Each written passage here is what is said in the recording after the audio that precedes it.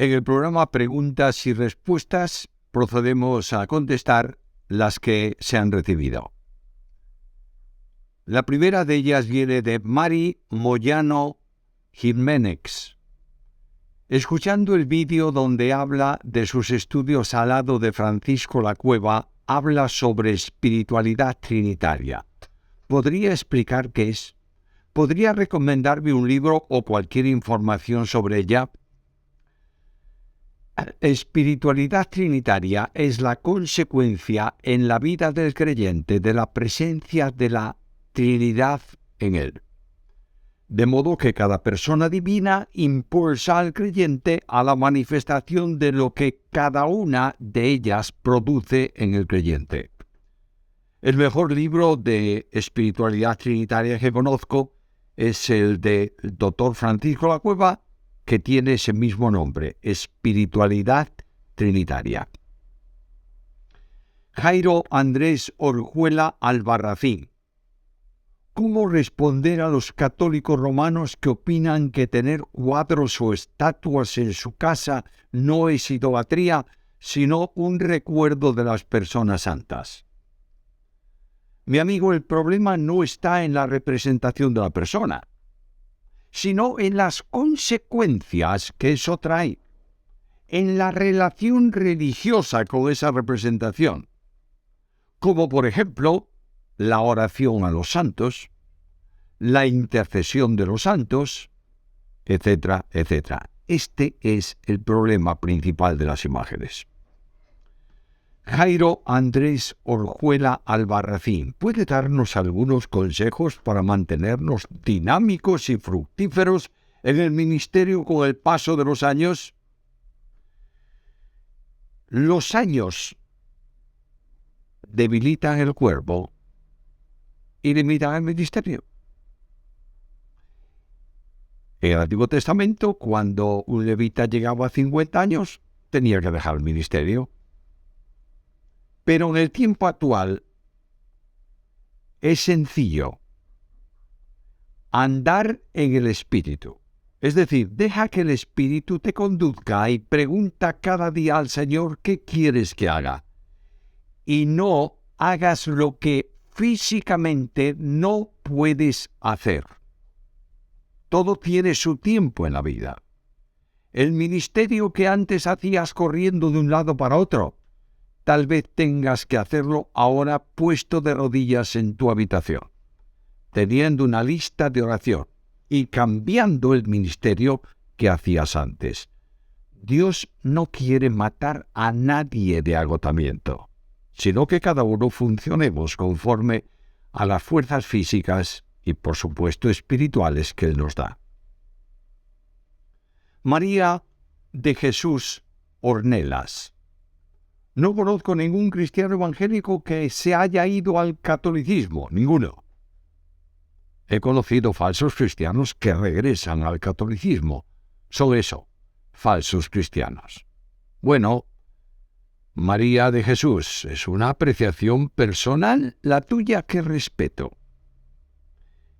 Pero no podemos juzgar nosotros por el hecho de que no conozcamos ningún creyente que cambie de una iglesia a otra. Solo puede juzgar si es creyente Dios, que conoce los corazones. Romelia Arévalo. ¿Por qué en algunas congregaciones oran en el nombre de la sangre de Cristo?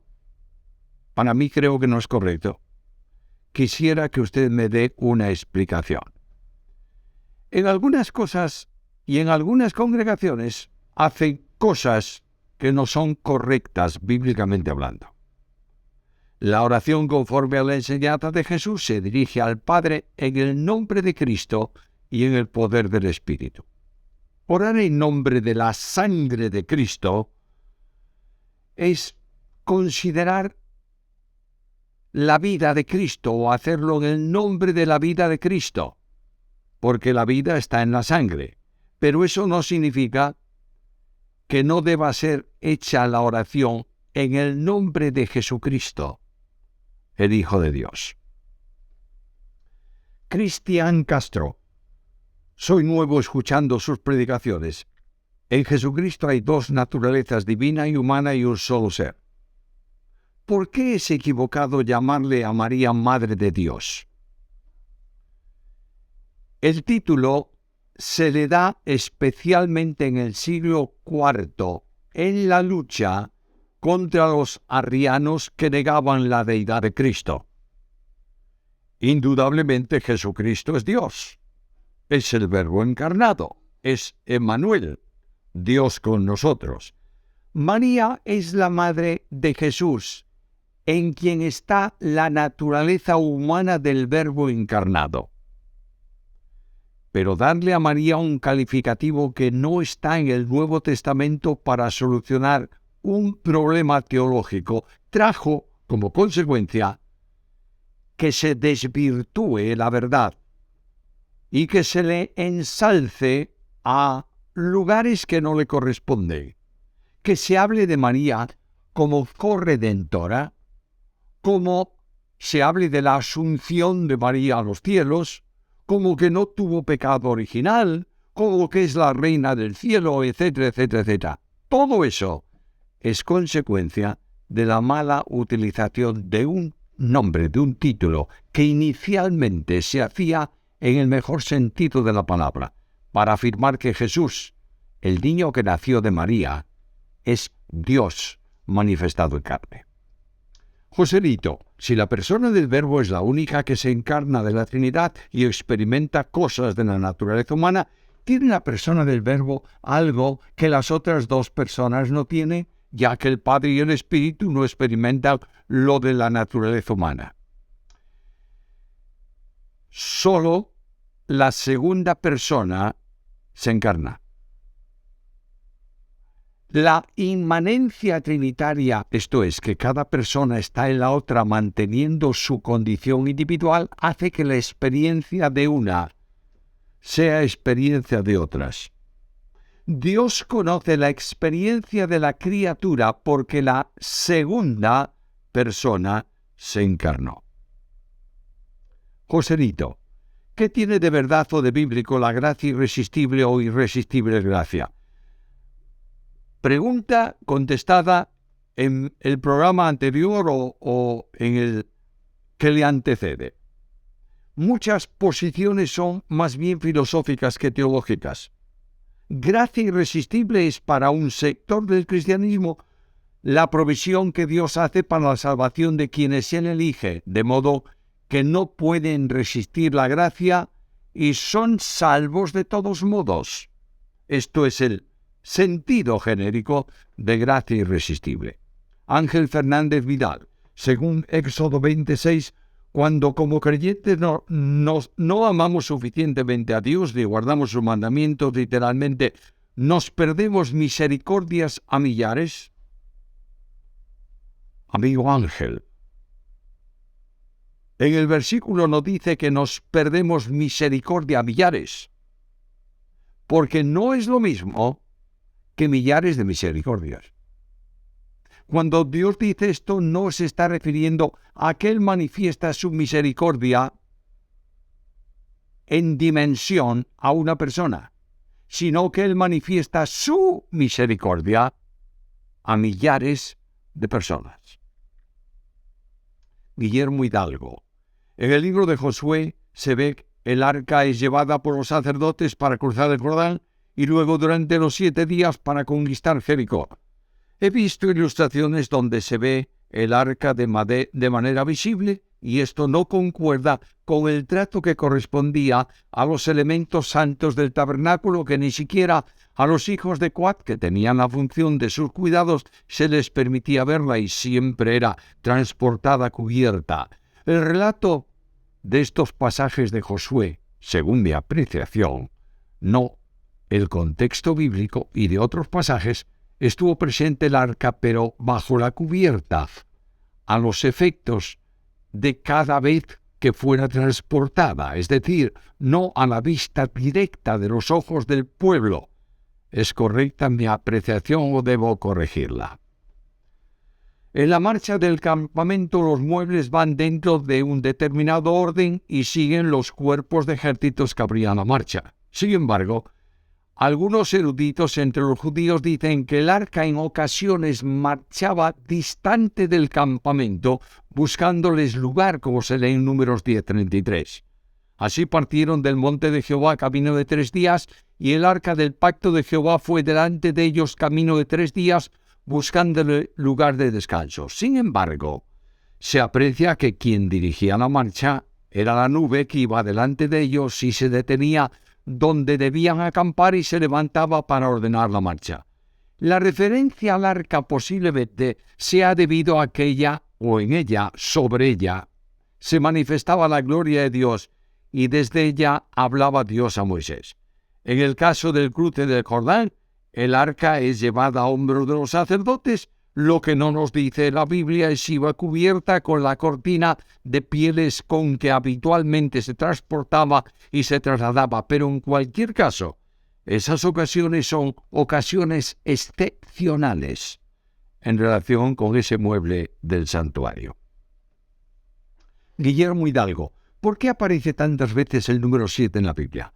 ¿Qué simboliza para Israel en ese entonces y qué significado tiene para los creyentes hoy?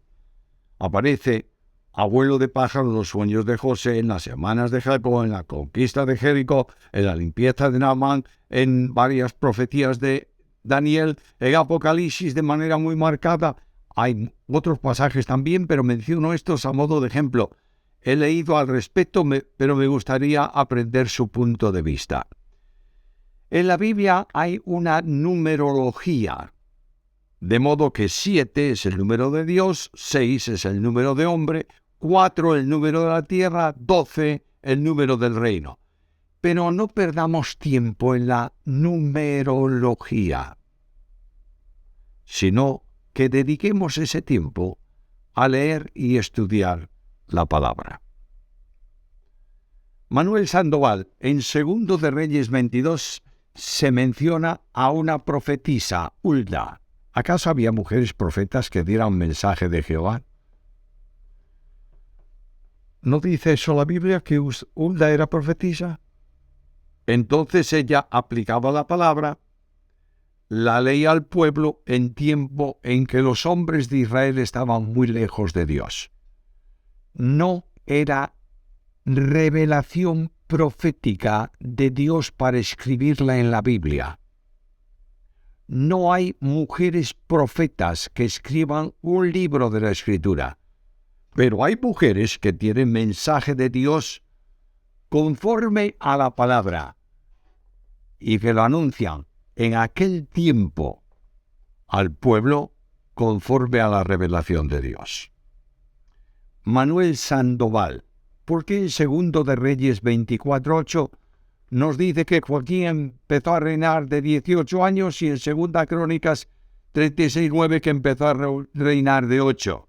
Se podría decir que es un error del copista.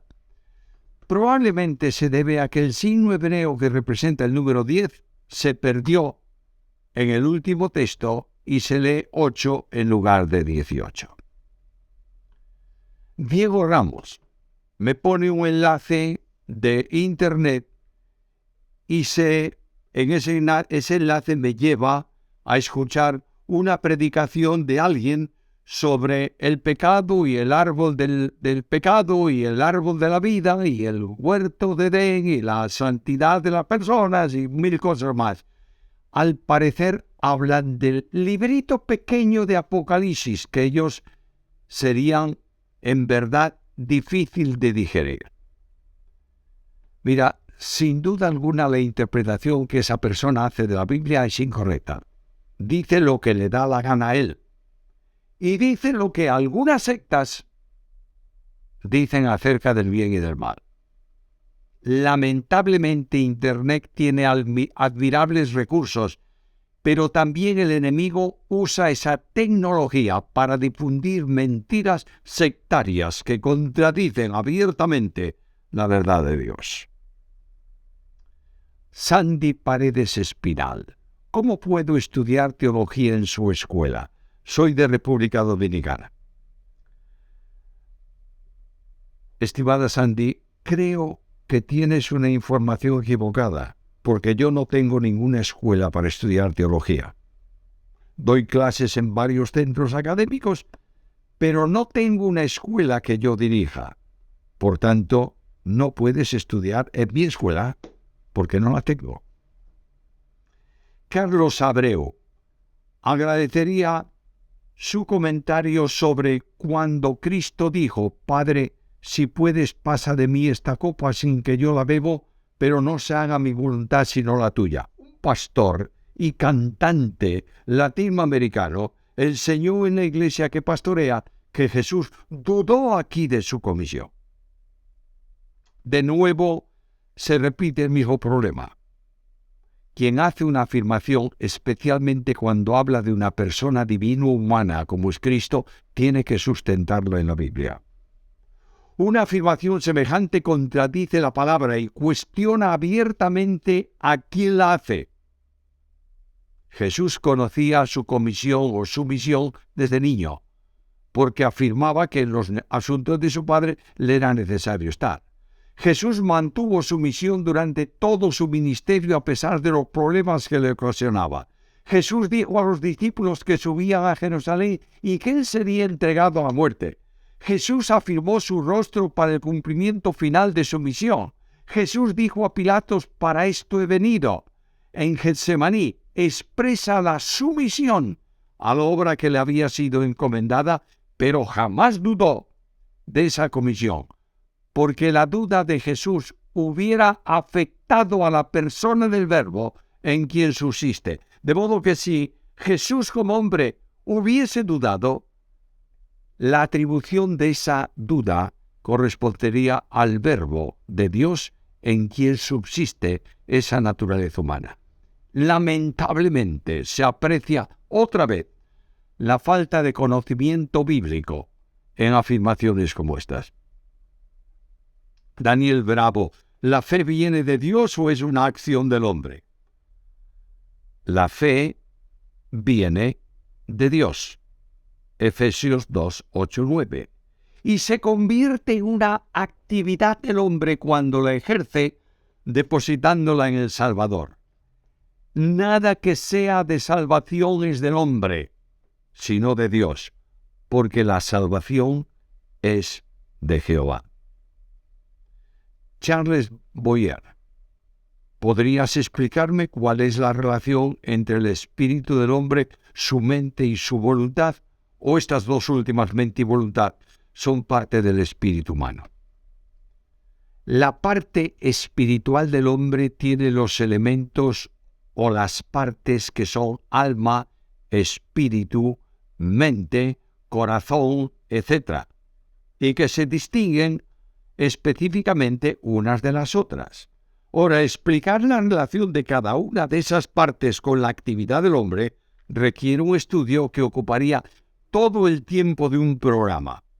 Tal vez, si estudiamos antropología, dedicaremos un día a ese tema. Julio Domínguez, ¿podrías explicarme si veremos al Padre en el cielo con nuestros cuerpos glorificados?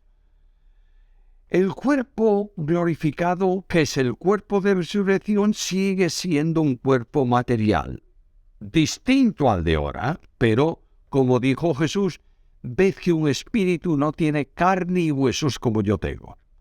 La visión del Padre se realiza en Cristo, que dice: el que me ha visto a mí, ha visto al Padre.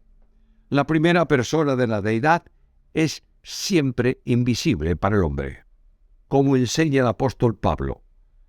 El único que posee inmortalidad, que habita en luz inaccesible, a quien ninguno de los hombres ha visto ni puede ver. Primera a Timoteo 1:16. O también, como dijo el apóstol Juan: a Dios nadie le ha visto jamás. El unigénito Hijo que está en el seno del Padre, Él le ha dado a conocer. Juan 1:18. Fabián C. Martínez, ¿cómo se explican los versículos de Mateo 5, 29 al 30? Instar a que el hombre se ampute los miembros se puede considerar de manera literal o solo simbólica. Y cuando habla de la palabra infierno, ¿Quería decir que es el fin del que comete adulterio?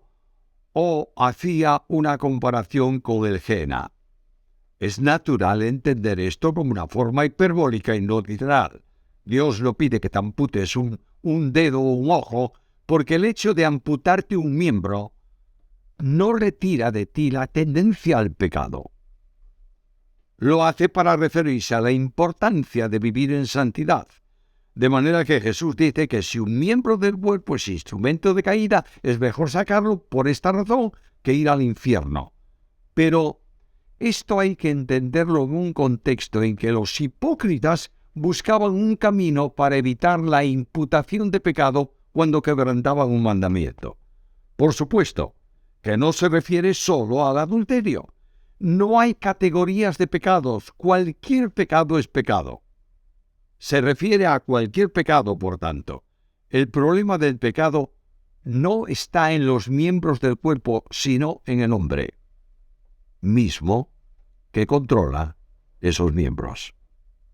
Somos uno en Jesús. ¿Cuál es su consejo o exhortación a aquellos que por estudiar ciencias bíblicas se tornan más liberales y ya no aceptan cosas de que la Iglesia ha creído? Por ejemplo, no aceptan el éxodo narrado en las Escrituras, etc.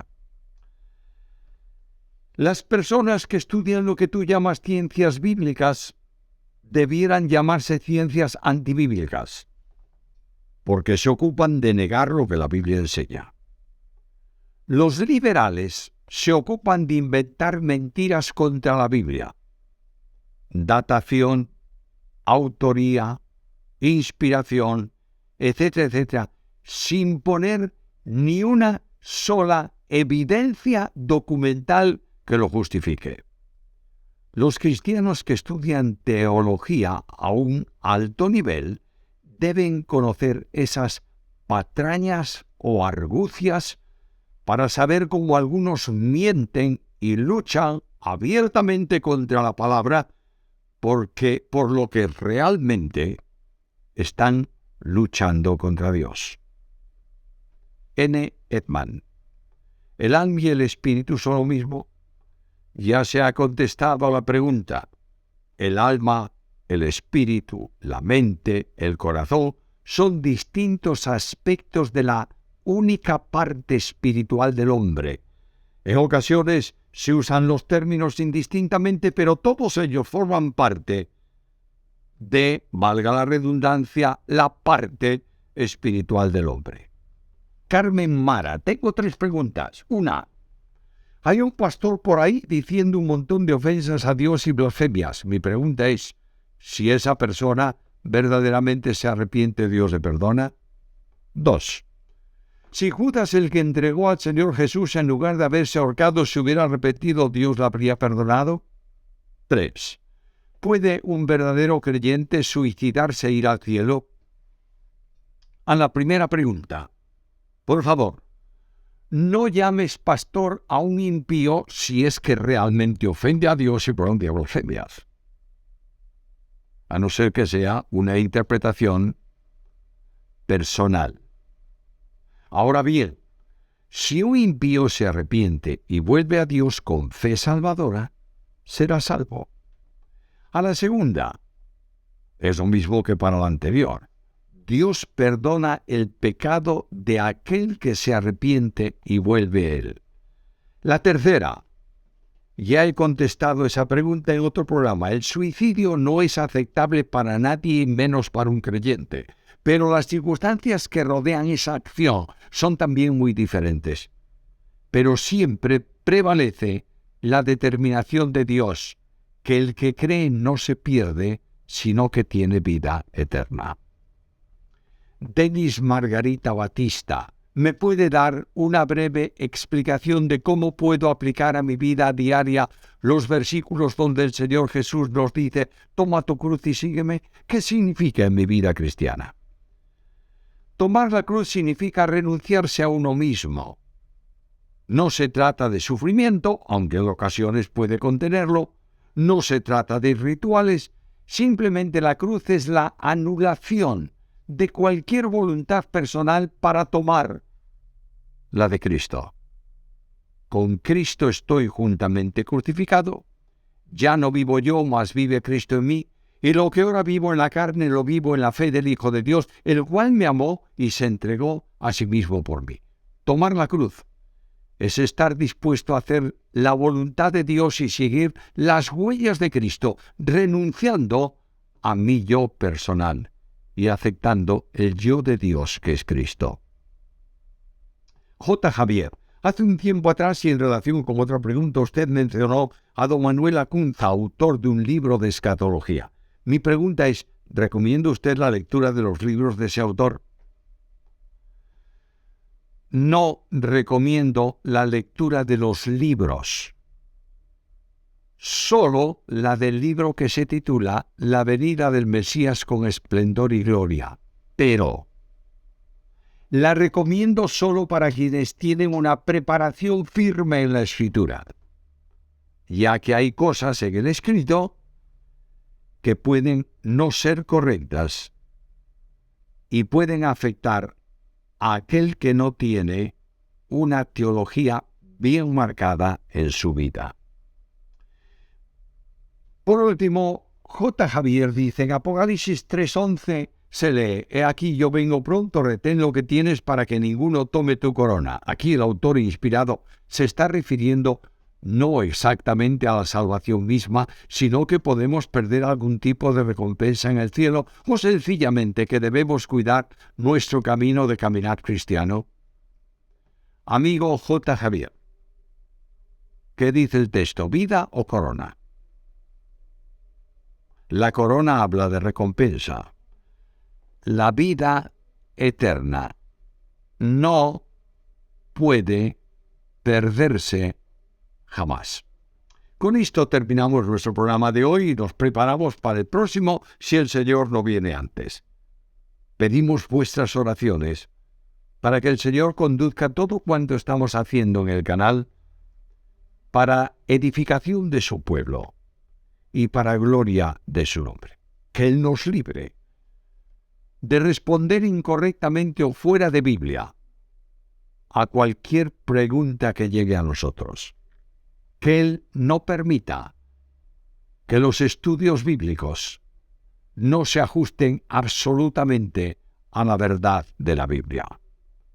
Que Él permita que cada devocional de la semana sea un mensaje de aliento para un alma que lo necesita. Que Él provea de todo cuantos medios necesitamos para llevar a cabo esta misión. A todos vosotros que estáis extendiendo el canal y que invitáis a vuestros amigos y conocidos a suscribirse, os agradecemos sinceramente lo que hacéis y pedimos al Dios del cielo que bendiga vuestras vidas.